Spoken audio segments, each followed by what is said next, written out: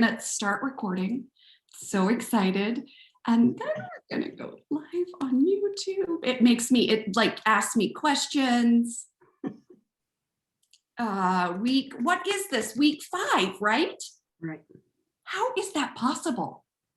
I'm sure for Natalie, it probably does seem possible, right? Oh, I had to skip a couple weeks because of baby, but right?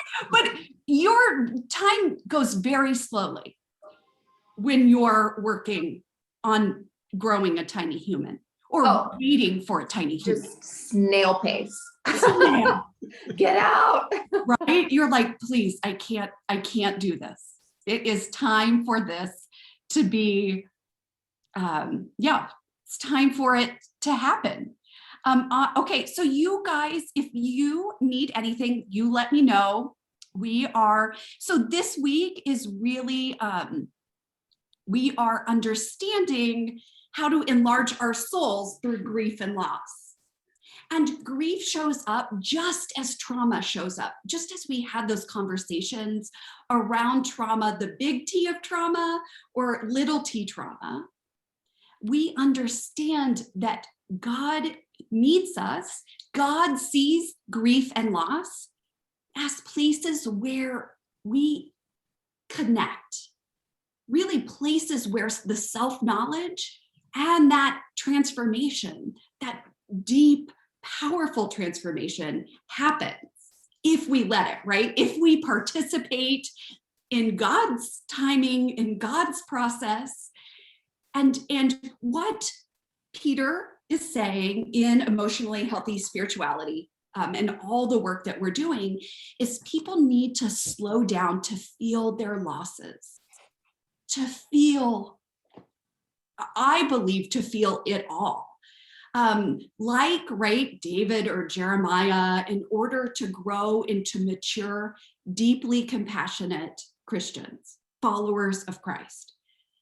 And so we understand, and we're going to talk about the 5 phases of grieving, and we're going to go through that.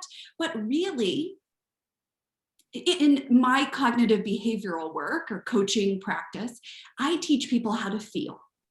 Because as we have discussed, many people aren't taught how to feel. And as Christians, right, we are often given in church, we come grieving and we are given Bible verses to just recite over and over again, to sometimes just try to sweep it under the rug. And so we're going to talk about what happens when we don't pay attention to our feelings, to what's happening. And really, Peter says this, that the true spiritual life is not an escape from reality, but an absolute commitment to it. And as he explains, loss really is the place where we learn about ourselves, where we come. I always say we grow from what we go through, right? But we have to be willing and use the courage to participate fully in the process. And I will just remind you, I have a business. I started a company based on the emotion of courage, right? I believe that we are called to feel fear and still do the thing. I believe that a life of like pretending that we aren't afraid, a life of not going to God with our fears, stifles our growth, stifles our relationship with God. So we are really looking at losses and disappointments, all of us today. Especially, we're going to look at the losses in the context of the deepest joys as well. And we know that these are not our enemies. Our loss, our sadness, our grief, those emotions that we have tried to turn away from isn't our enemy. It's an opportunity to connect with God. And as Jonathan Edwards says, and he talks about this in his book, in the sermon on the book of Job, that Job's story is our story. That we all at some point have experienced the loss maybe not to the extent.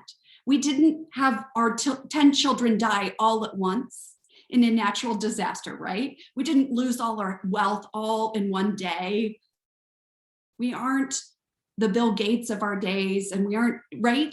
And that Job also loses his physical health so that he's unrecognizable. And we know that happens to some of us. Like some of my story, my face was droopy and I couldn't walk because of my autoimmune. Like we don't know what will happen to us, but we all will experience loss. And we'll eventually leave everything behind, all of our relationships, right? Our health, our possessions. And we lose so many things along the way. And I want you to think about, maybe I invite you to journal or just write down some of the losses you've experienced. Now, we will talk about, Peter recommends you write your losses from age groups and then what you learned from those losses. But I think about, we lose hope, we lose our youth, right? We lose our childhood, we lose opportunity and belief, we lose our purpose. My favorite is we lose our minds, right? We experience loss in transitions. We lose going a 3-person family. We change jobs. That's a loss. But it's also a beautiful opportunity for new life. And that's what Christ's example and life means to us and reminds us. I think about as our children grow more and more independent, as they move through life transformations, right? It's still a loss. And most of us, in one or more moments, some more than others, right? We experience catastrophic loss. A family member dies. As you guys know, my dearest 16-year-old cousin has lost both parents separately from heart attacks. Doesn't seem possible. Someone, your child gets diagnosed with a disorder that you didn't see coming. A spouse has an affair.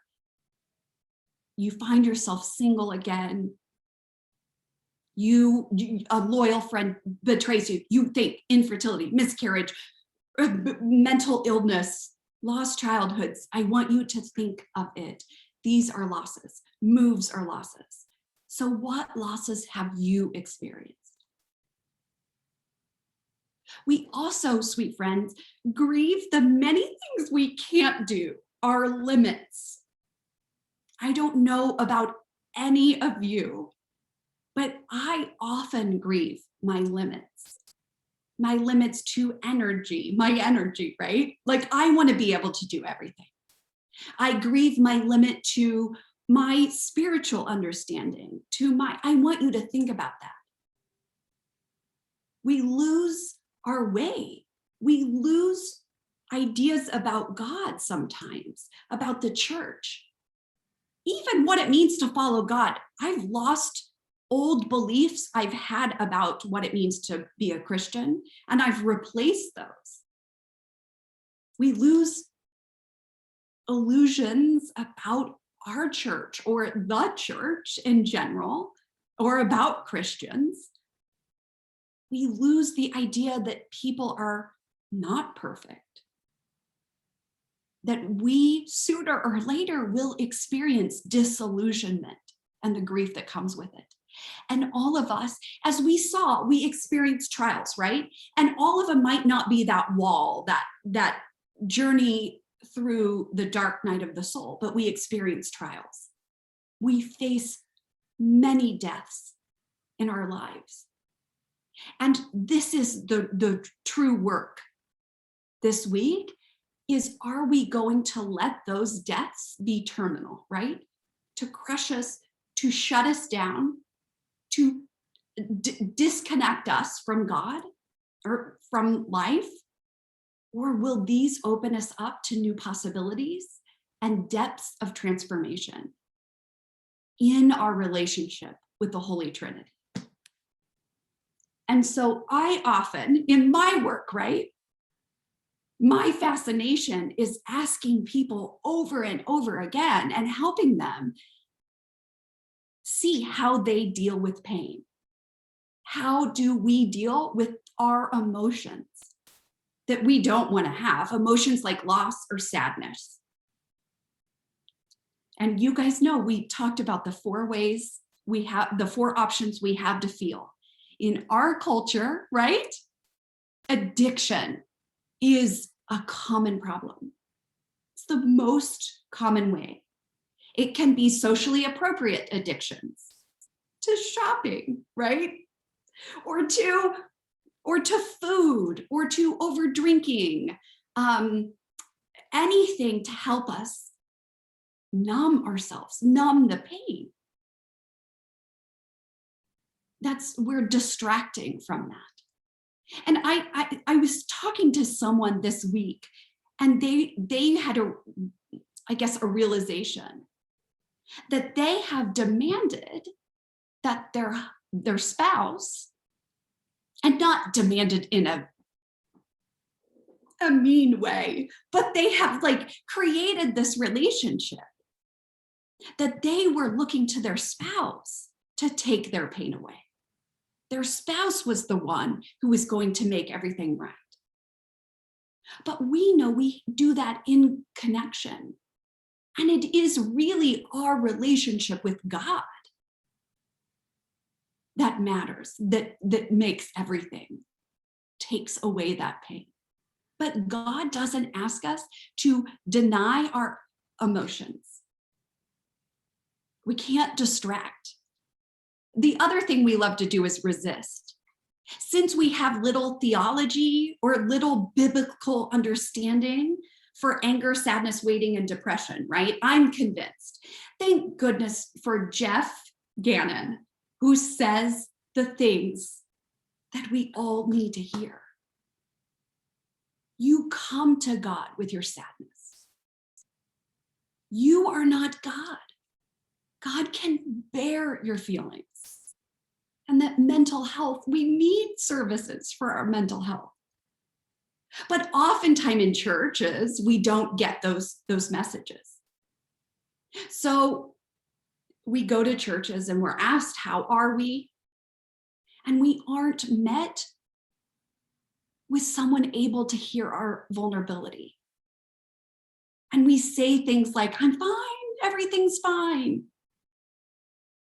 People said to me when I was diagnosed, don't worry, God works for the good of all. God's working all things for good. And I was like, I don't feel it, right? I am very angry. I can't walk, right?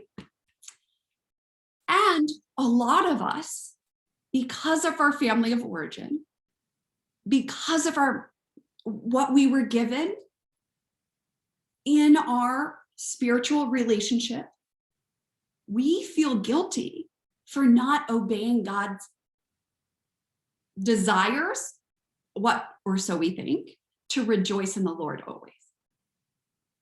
We think that feeling sadness or feeling pain is not rejoicing in the Lord.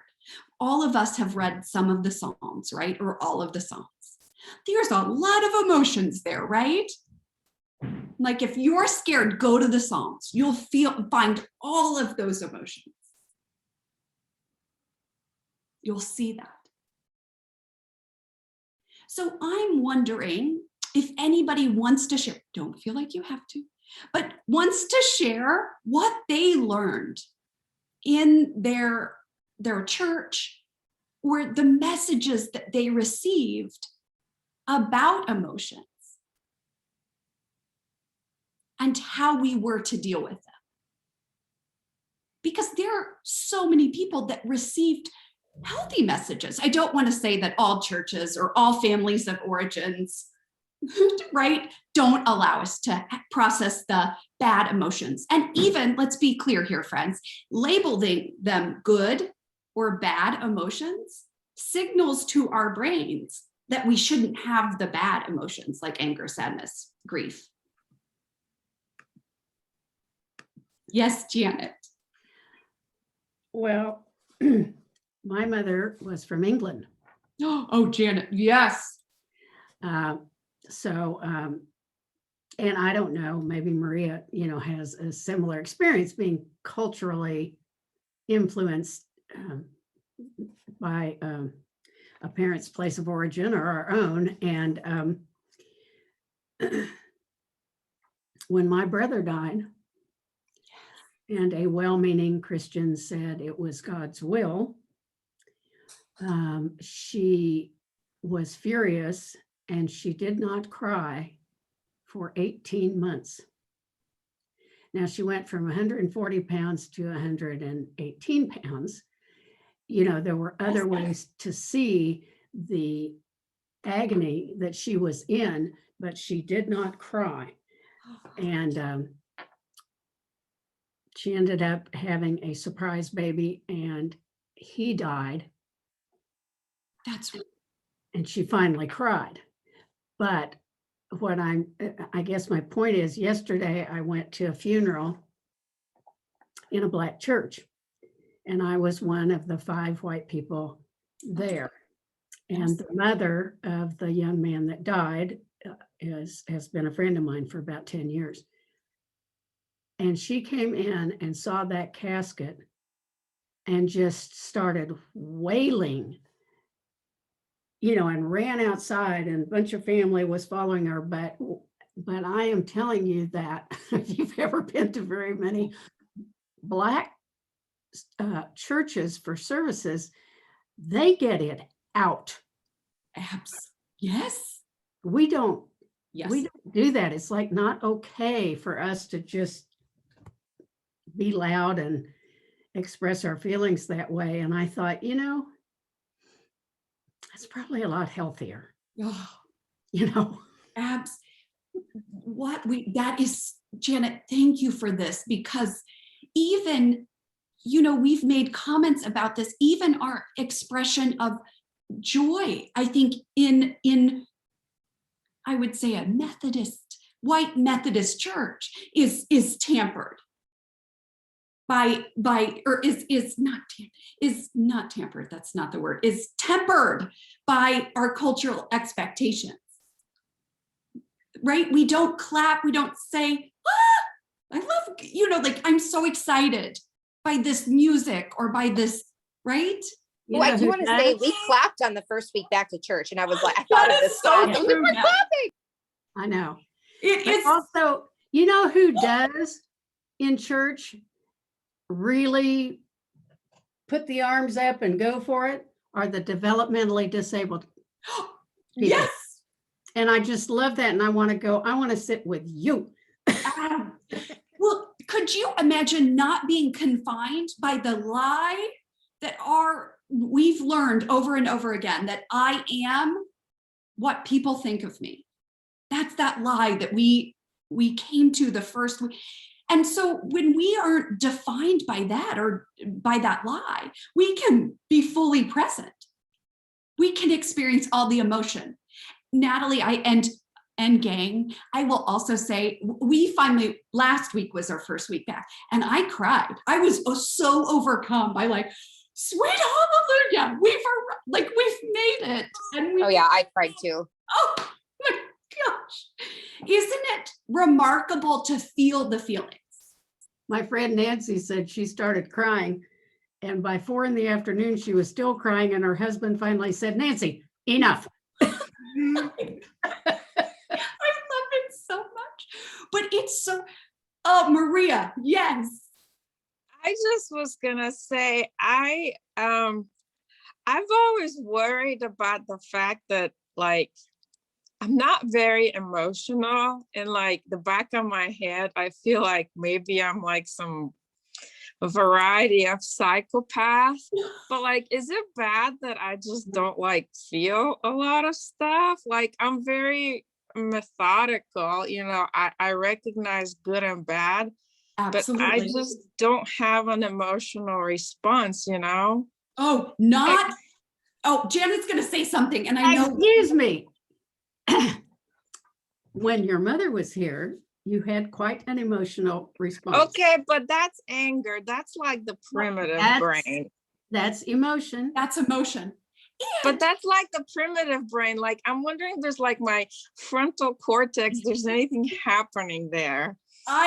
So here's the deal. I suspect you have high emotional control. The executive skill of the prefrontal cortex, one of those is emotional control.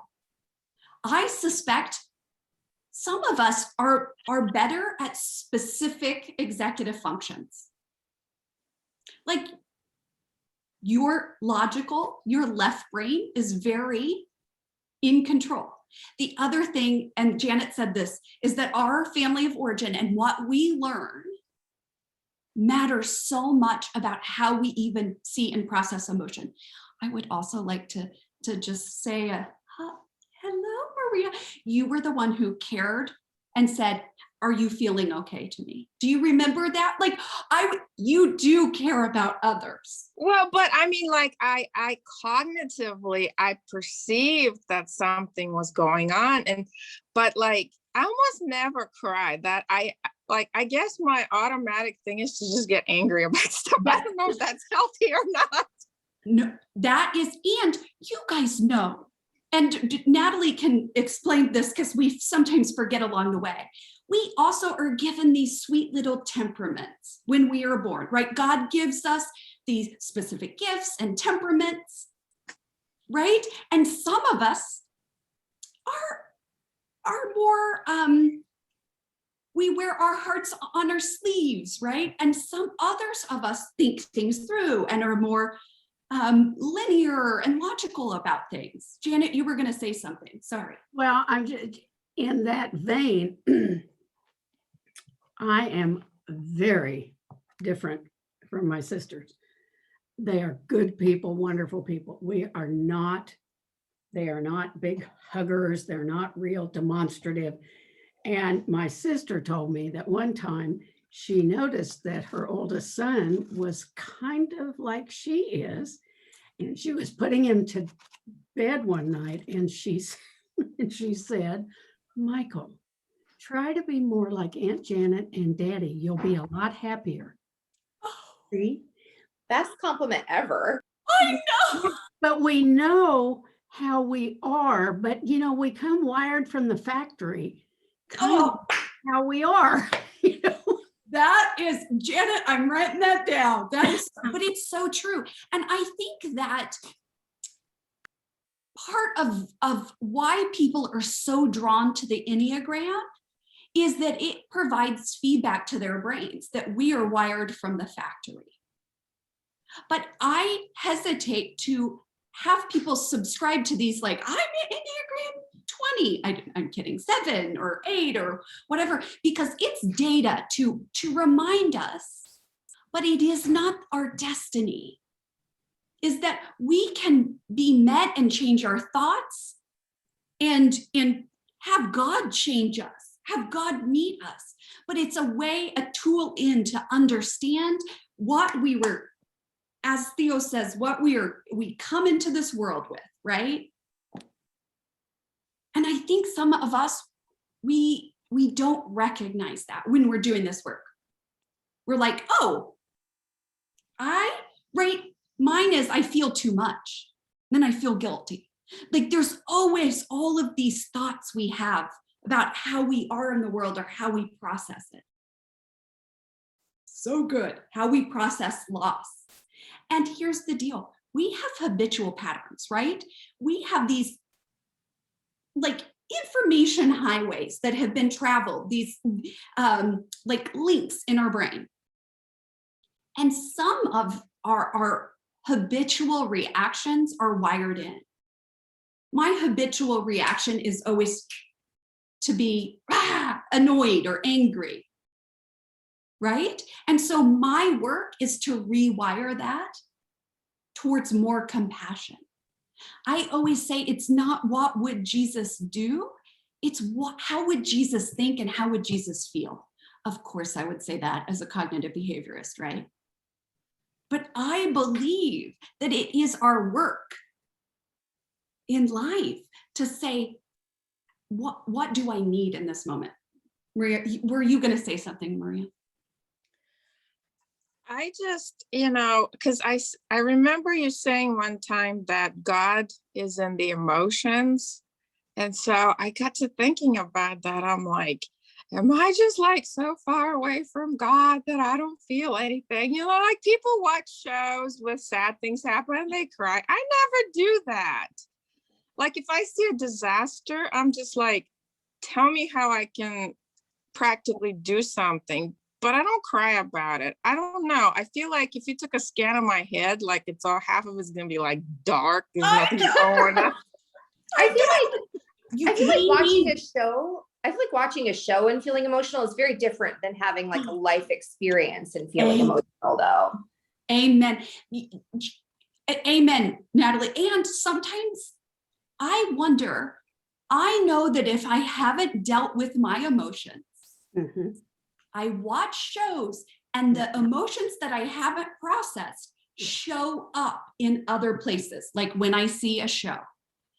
Maria, I'm wondering if you just deal with things when they are happening.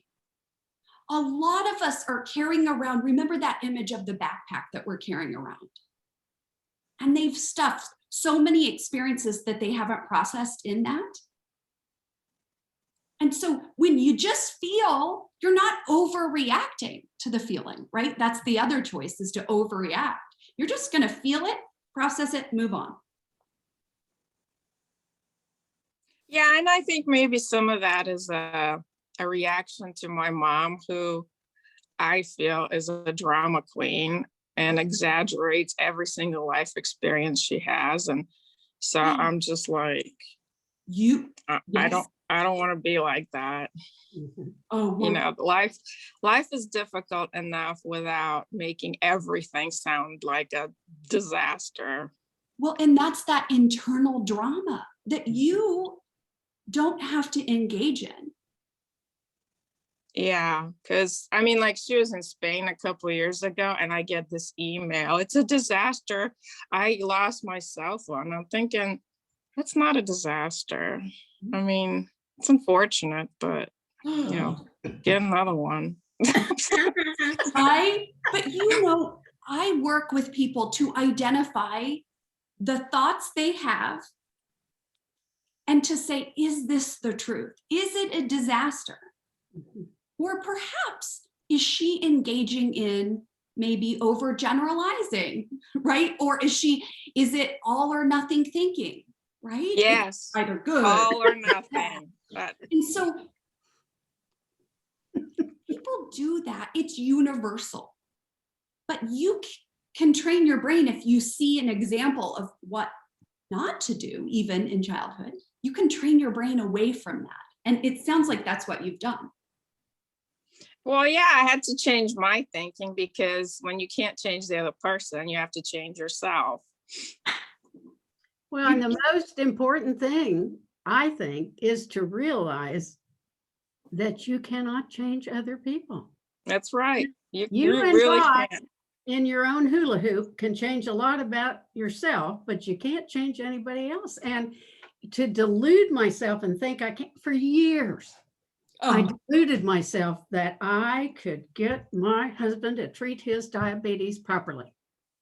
And I was miserable. He was miserable. He rebelled against all my nagging and treated it worse. And you know what I think about it now? He lived his life the way he wanted to live it, right up until it killed him. And that's his right. That is his right. Amen. And so when my sponsor finally said to me, choose one. You can get a divorce. You can continue on the way you are and be miserable. Yes. Or you can take care of your alcoholism and let him take care of his diabetes and just let go of it, which is what I did. And we were much happier. Oh, and did it kill him? Yes, it did. But am I okay? Yes. And I'm okay with his choices because he had the right to make them. It was his life. You know? And I'm so grateful I'm so grateful that I realized that, because I'm not mad at him. Amen. Because if you were to have to carry around that anger for the rest of your life. Well, being in recovery for as long as I have, I've learned to put that stuff down. It's just, it makes you sick, and I won't carry it. No. And how do we, Janet, communicate that to other people, to say, the only thing you have control over is your thoughts, emotions, and actions. Right. You can't control a pandemic. You can't control circumstances. You can't control other people. Well, I wrote in my journal last night, because I've had a really miserable few days with my friend that I care for, who's got vascular dementia and diabetes. And the diabetes was getting out of control, and his ability to work the new pump was just nil. Yeah. And, we were at this doctor, and then we were at that doctor, and they finally came up with a solution that looks like it's going to work. But I sat in my chair last night, and I wrote, I said, I am happy. I like my life. And sometimes it can get so stressful and wear me slick. Yes. But I'm wired like my mother, and I appreciate that. I'm just one of those people that's going to help you. Absolutely. And, it's who I am. And if I can just accept who I am, I can be happy with it, even when it's frustrating, which it often is. But that is the truth, is that I believe the path to wholeness, the path to growth, the path to change always starts with acceptance. Oh, yeah. Always starts with grace and embracing all of us. And Janet, that's such a beautiful example of this is odd too. My brother's going through a really tough time, and I grieve. Yes. That he does not have that spiritual connection, because I just can't imagine where I'd be without it. Right. I just can't imagine how we would get through, like what Natalie's gone through in the last couple of years, and yes. All those things. How do you get through that without God? And it's okay to be mad at God. God can handle that, but darn, you got to have him. You have to have someone. Right. God meets you in those moments of anger and sadness and grief and the feelings. And Natalie, yes. Yeah, sorry, I was nursing. I had a lot of thoughts pop up as everybody was talking, but Alden, honey, okay. Alden may be noisy in the background, and so may the time. He's racing his car right now. Alden, go watch your dinosaur movie, honey. No, he says. Anyway, we talk about how we're wired and how we're kind of taught to handle grief. My mom was always very encouraging of feeling emotions. She wasn't one of those people who was like, don't feel emotions, but how I saw her deal with grief and how I saw her deal with my perfectionism and my anxiety was, what can you tackle now? It was very to-do list oriented. And so I'm just that way too from my mom. And so I noticed that for people who aren't familiar, my parents died within a year of each other, shortly after moving to Kansas from Minnesota to be grandparents. And it was just a downward spiral of dreams. Yes. Alden, honey, go play with your dinosaurs. Go watch dinosaurs. And so how I dealt with my dad dying was I pulled 12-hour days at work, and I took on extra projects, and I got really, really busy. And then you feel it later, the spiral of the built up emotions you haven't addressed. And also I was busy being a caregiver to my mom, because my mom's cancer came back a month after my dad went into hospice. And then after she died, it was like, I have to deal with all of her assets. I have a brother with autism I have to take care of. We're moving into her house there was just so much. I was being a single mom because my husband was training for medicine in St. Louis. I'm just going to walk away from the child. And so I had so much, was so busy that I was in this to-do list mode that my mom was always in.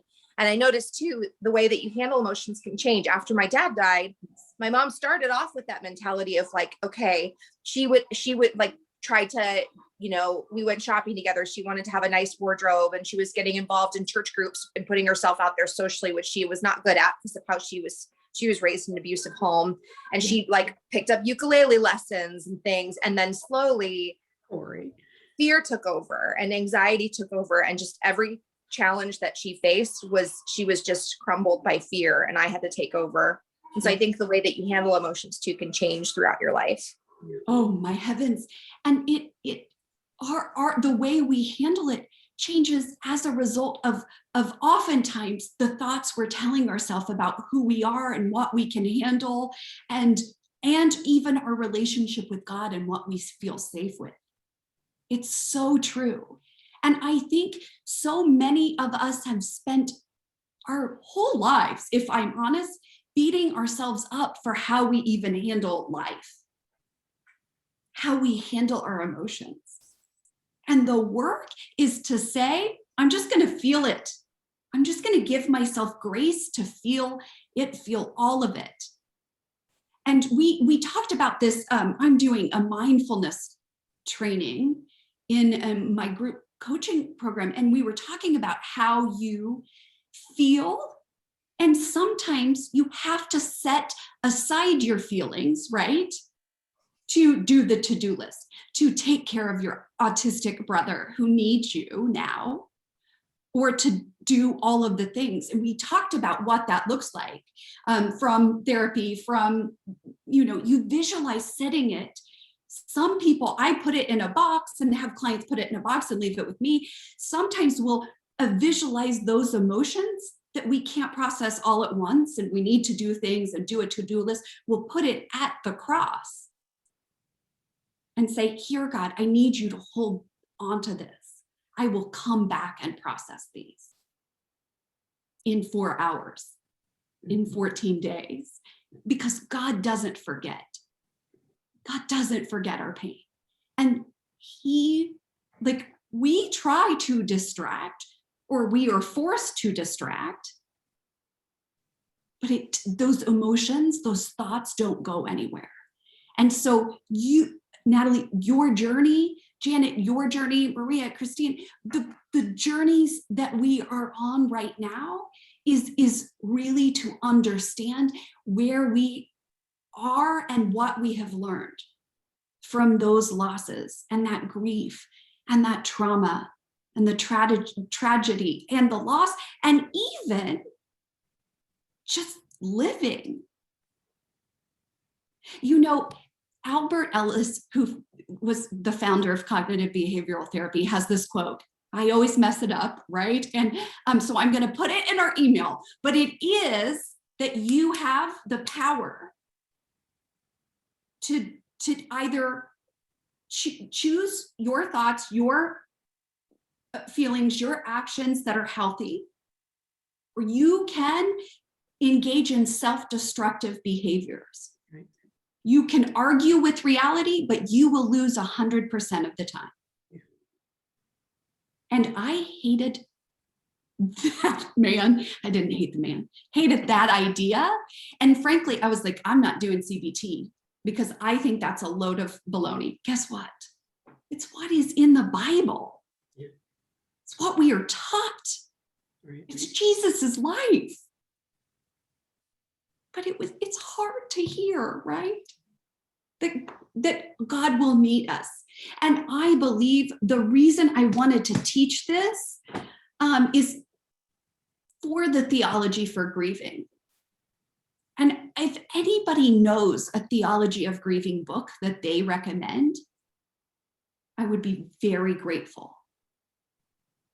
But they are saying, and this is from a variety of sources, but there are 5 models, and they're saying Job models those 5 phases of biblical grieving.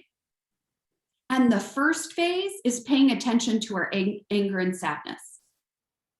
But I believe, sweet friends, that is paying attention to all of our emotions. and being real and being honest with ourselves and with God. Because, right, remember we say we put on masks. And you guys know, of course, I'm going to quote Carl Jung. Sweet Christina hears me do this far too often, is what we resist persists, right? To get to life everlasting, we have to accept death. And we're doing this with my father-in-law. 84, Parkinson's, heart stents, all the things, pacemaker. This man is not willing to accept death. And the most painful process is helping someone along the way of learning to grieve and to find life everlasting. And he is a Christian. He's just scared, right? And it's My mom and oh yes, yes, Natalie. I was going to say that's one thing I'm very grateful for is my mom and dad made the decision. I mean, my mom, it choked up. My mom wanted 10 more years. Yes. But she had a really good doctor, primary care doctor who, kind of sat her down and said, your quality of life is not good anymore.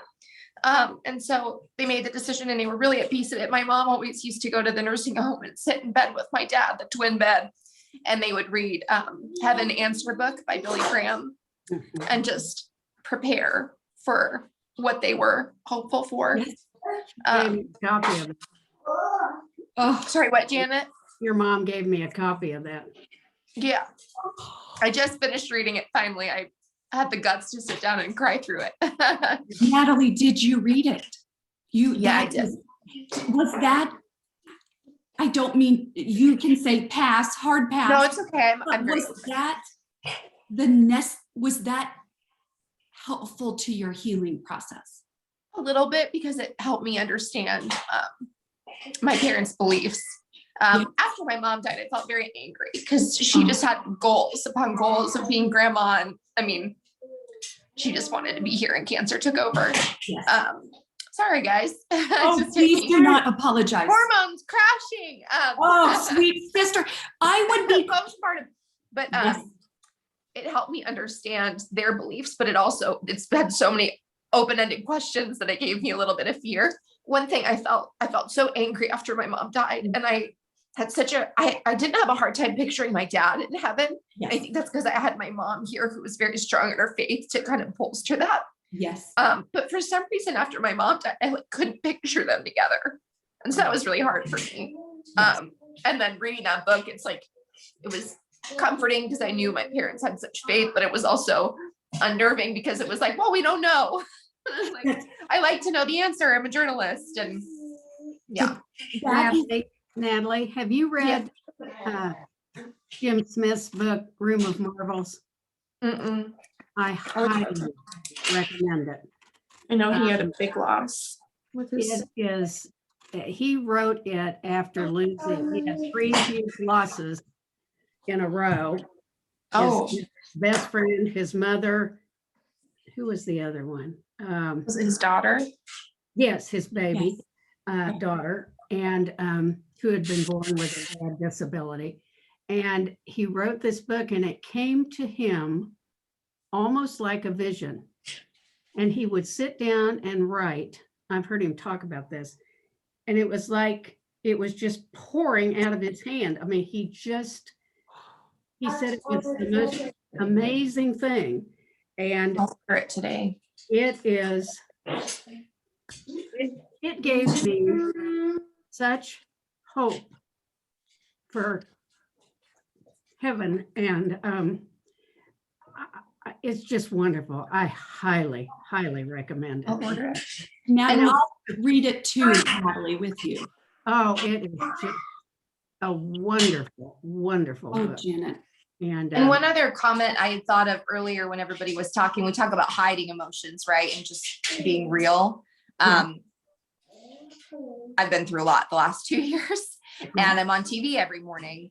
you know, peppy, and I'm not being fake when I'm on TV, I'm being myself, but it just didn't feel real to me to not be honest about the things that I've been through. And so I've just been very open about it on Facebook, on social media. There have been actually, you know, we have a mental health segment that we do, and I've opened up a couple times on air, and then I thought I can't do that again. I had to ask like for the next block off because I needed to go to the bathroom and cry. But I think it's healthy to be open about it, and being in the public eye, it's an interesting dynamic to be open about it. But I think it's something people appreciate too, that you're not sweeping it under the rug. I was Miss Minnesota, and there were a lot of times where I felt stress beyond stress, and my dad had health issues, and I had to just leave it at the door and pretend it wasn't going on.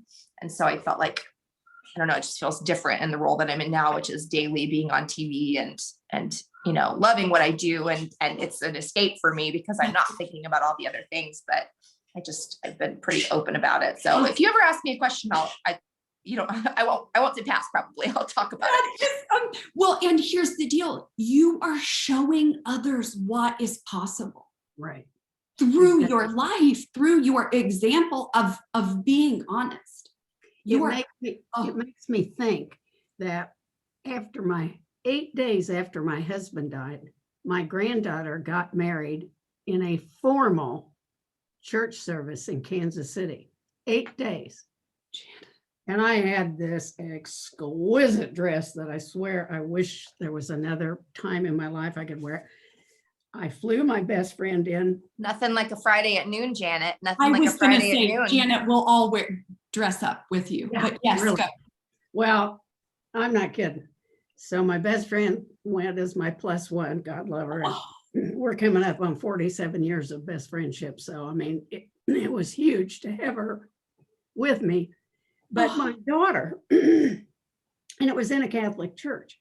So there was a bank of candles there that you light for loved ones. So I lit a blue one because my husband had blue eyes, and it was close to where I was sitting, and it was like he was there, sort of.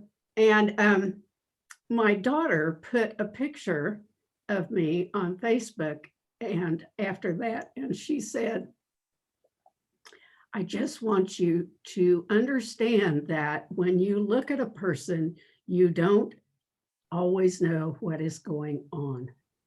And she just lost her husband 8 days ago, and she showed up and stood up and put a smile on her face and did this. And it was the sweetest thing for her to do that. But, you know, and I did fine until the anniversary dance, and then I sort of fell apart, but quietly in a corner.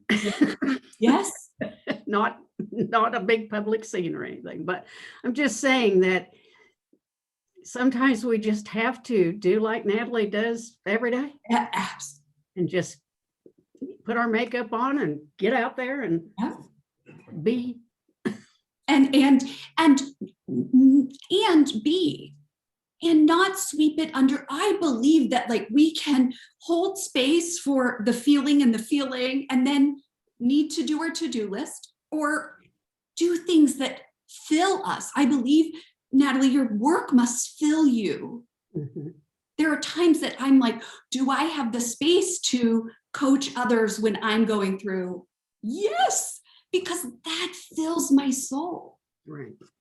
And then I have actual room to process my own stuff because I feel connected and grounded by the things that move us. Oh, sweet friends. If anybody needs to go, I am so sorry. Please feel free. I do not do well with timelines of 8 sessions. We should have just done this open-ended, right? So I'm going to tell you the 5 stages of grieving, just so you can see where you might be. But here's the deal. And this isn't what is it? Kubler-Ross, her 5 stages of grief, different. I love that. But she wrote that. We all know that she wrote that for before someone dies. Oh. That is the grief that they will experience before they die, if they know about the death.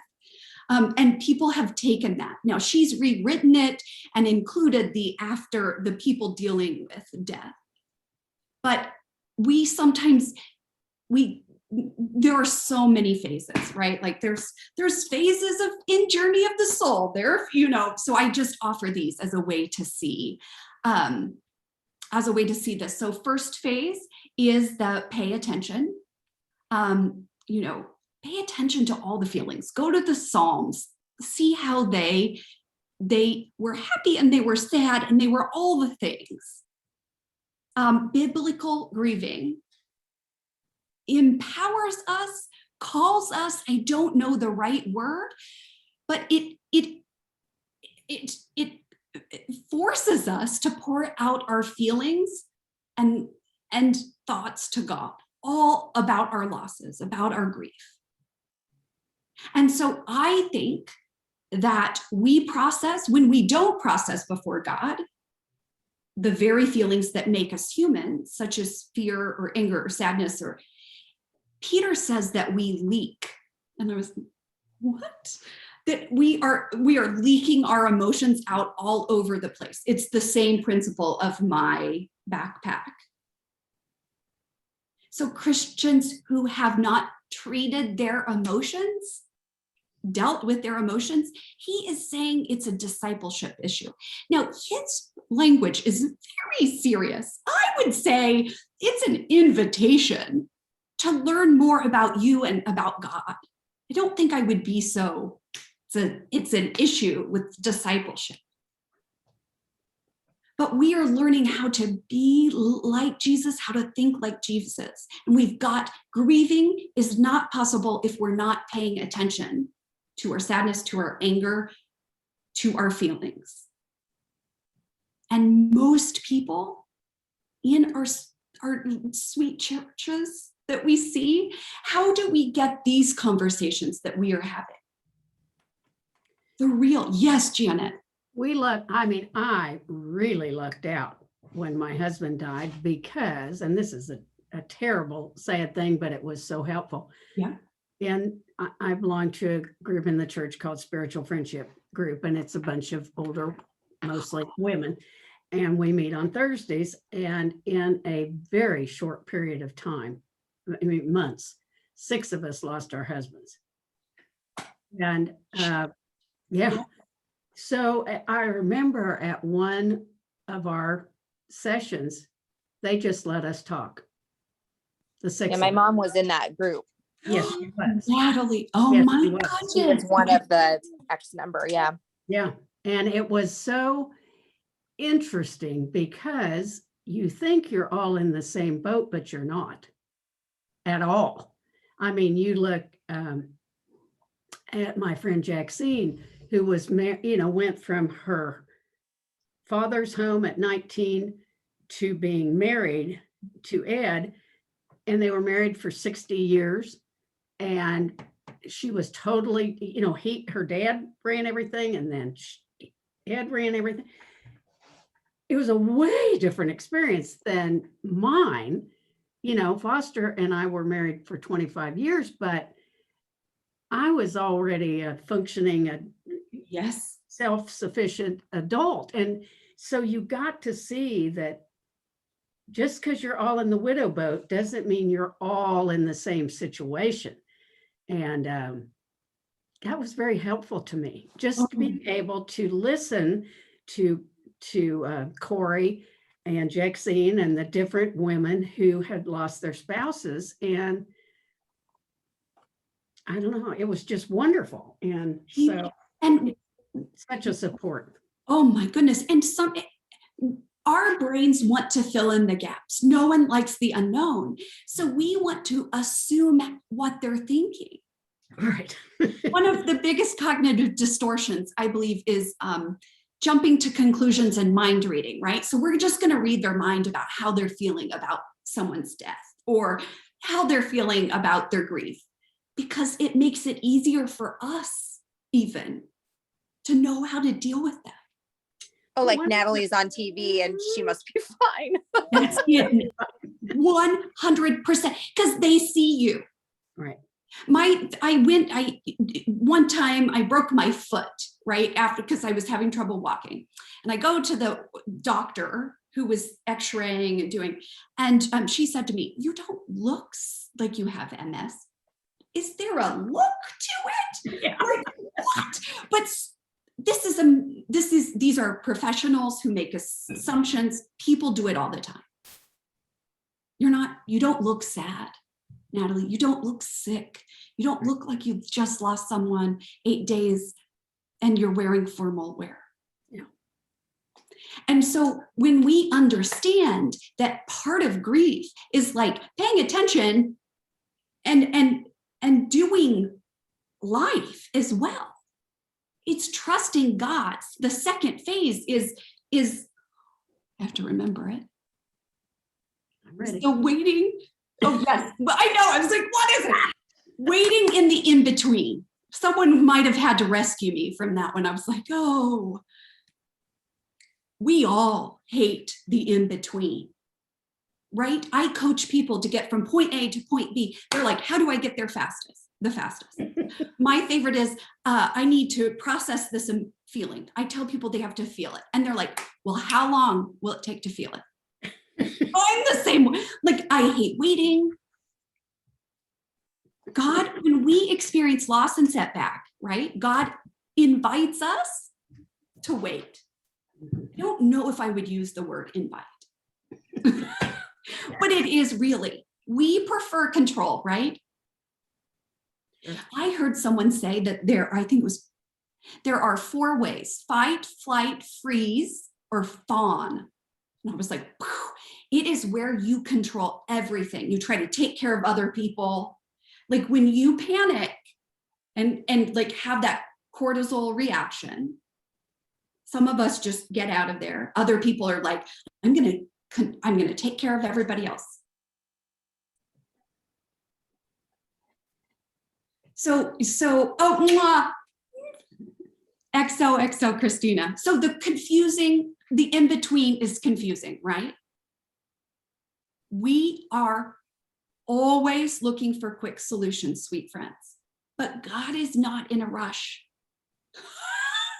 And waiting on God is life, is our life.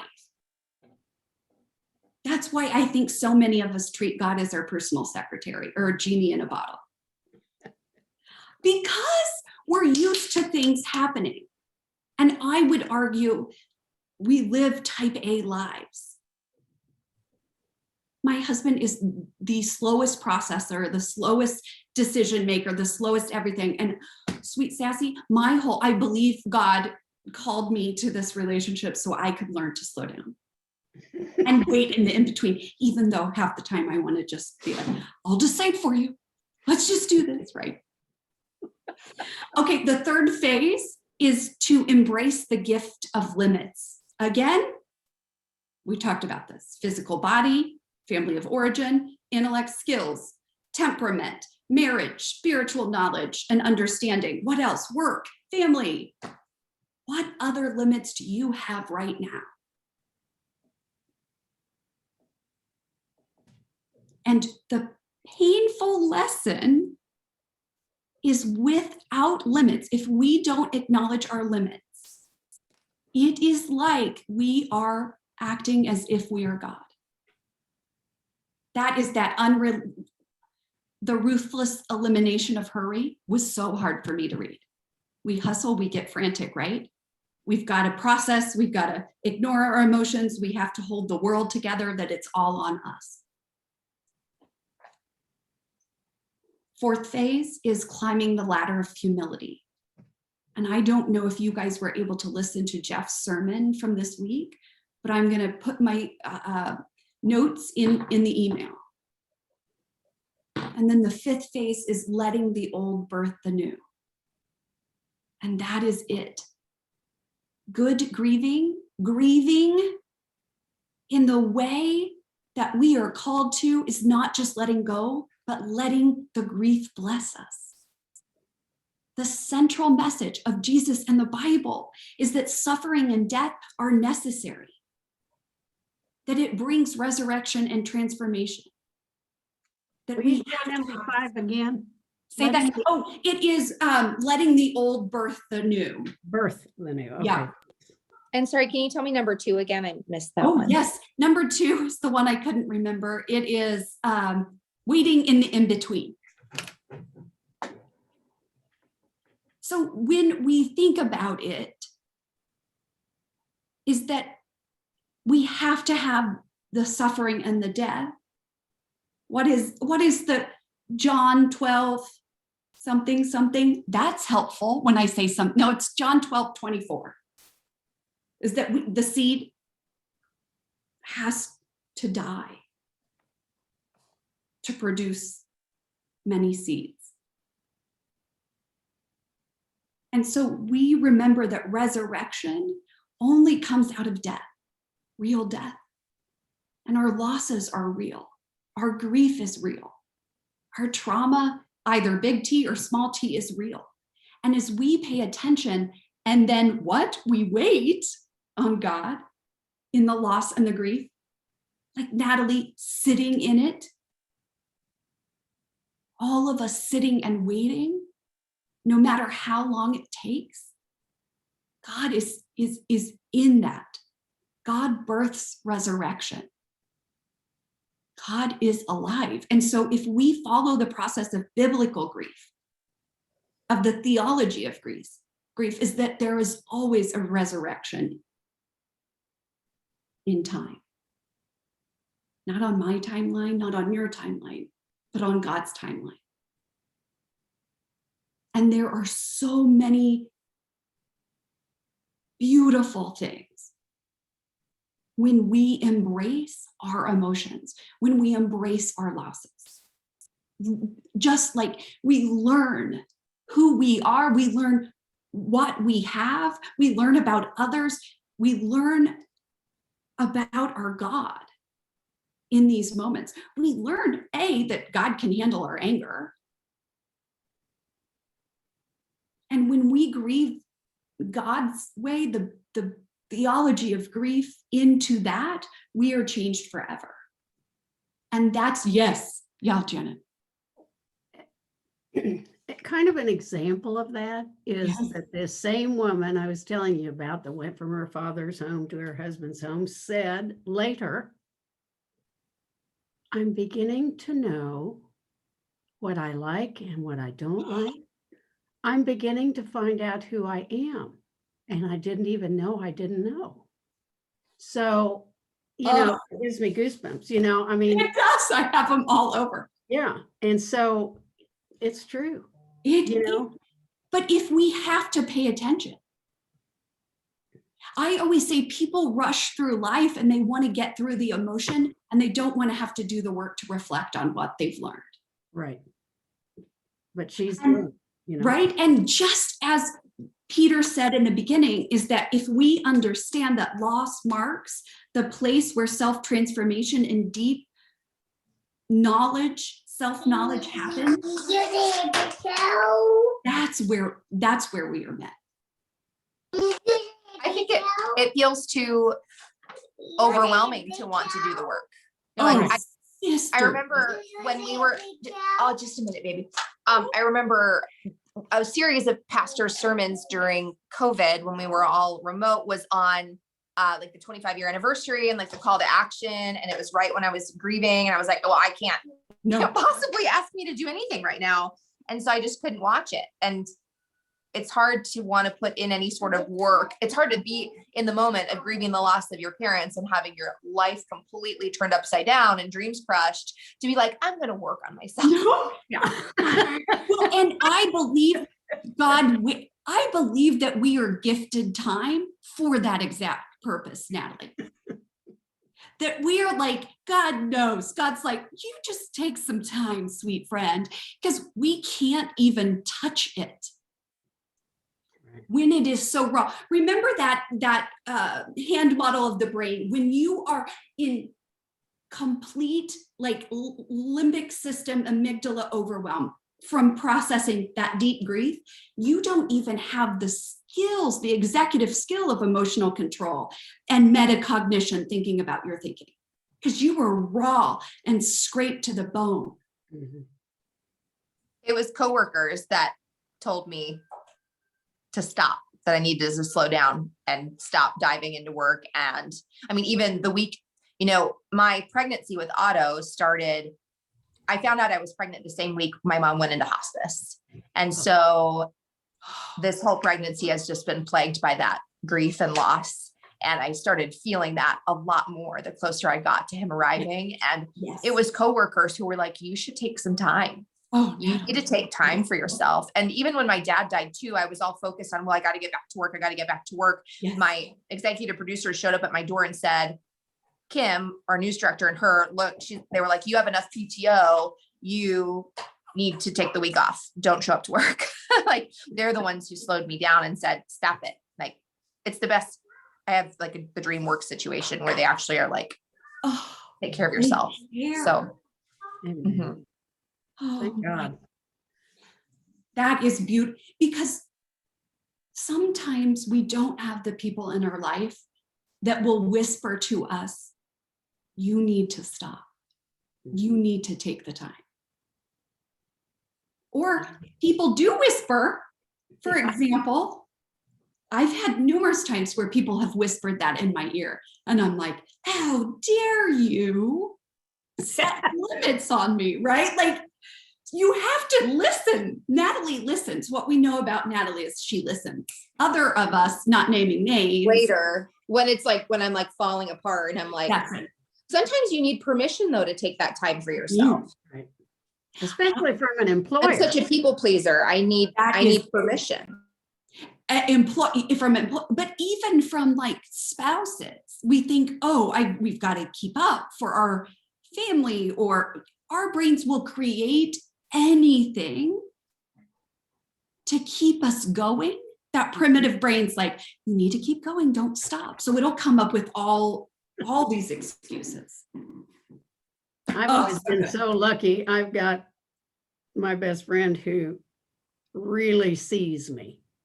Oh, And she quite often has said it's time to stop, or what's going to happen. You're going to go, and you're going to hit the wall and slide down, and then you're useless to anybody. So I've been blessed with that relationship. it is, we need those. We need those because our brains want us, right? That primitive brain wants to seek pleasure, avoid pain, keep doing the same thing, and keep Please us people. safe. Yes. So of course we're going to do that. All right. Oh, sweet friends. Okay, I'm going to end the recording. Then we'll pray. And then I just am so grateful for this time. I have learned every time we do, I'm like, I feel all the feelings. I feel so grateful.